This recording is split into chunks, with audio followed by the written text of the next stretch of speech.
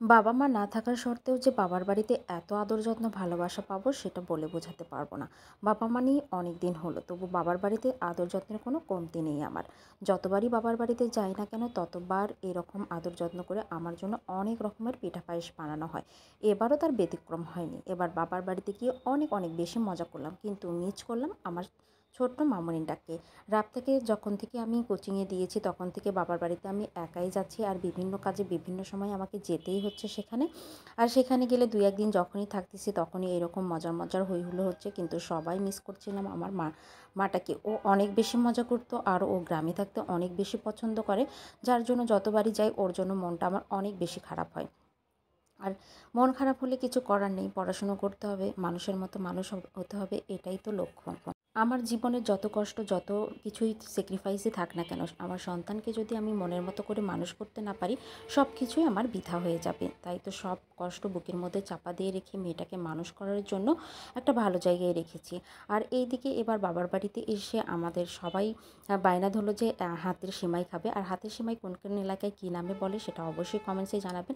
আর হাতের সেমাই বানাতে যেহেতু অনেক বেশি সময় লাগে, তাই আমরা সবাই মিলে হাতের সেমাই বানানোর জন্য হাত হাতে হাতে কাজ করে সিমাইগুলো রেডি করে ফেলেছি। আর ফাইনালি আমাদের সিমাইগুলো রেডি হয়ে গেছে, আর এইভাবে আমরা ঢেলেও নিচ্ছি। আর এখানে আমরা সবাই মিলে চাল দিয়ে, দুধ দিয়ে এবং চিনি দিয়ে, চাল তো না সরি, আটা দিয়ে দুধ দিয়ে বানিয়েছিলাম। এই জন্য ১ গামলা সিমাই বানানো হয়েছে। আমার চাচাতো ভাইরা, ভাবিরা সবাই মিলে আমরা একসাথে করে ১ বাটি আটা এবং হাফ কেজি দুধ, হাফ কেজি চিনি, এইভাবে সবাই মিলে দিয়ে আমরা অনেকগুলো সিমাই তৈরি করেছিলাম।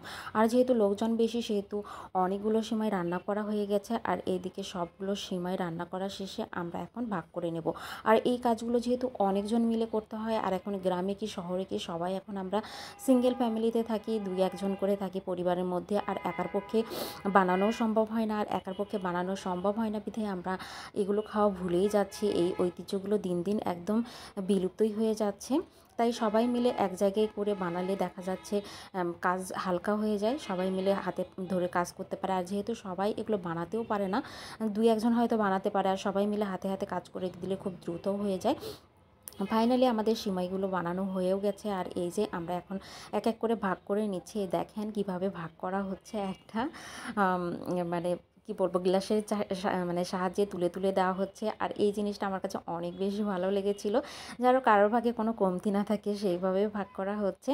তো আপনাদের কাছে কার কার কাছে কেমন লেগেছে বিষয়টা, আর এরকম একটা ইউনিক বুদ্ধি কার কার কাছে কেমন লেগেছে কমেন্টসে জানাতে ভুলবেন না। আর কোন কোন এলাকায় এরকম করা হয় সেটাও কমেন্টসে জানাবেন। আর কেউ এটাকে নেগেটিভ নেবেন না, যে আটা তুলে আর দুধ তুলে সেইভাবে আবার পিকনিকের মতো করে সেমাই বানানো হচ্ছে বা মিষ্টি কিছু বানানো হচ্ছে। আসলে এটা এক ধরনের পিকনিকের মতোই হয়ে গেছে আমাদের।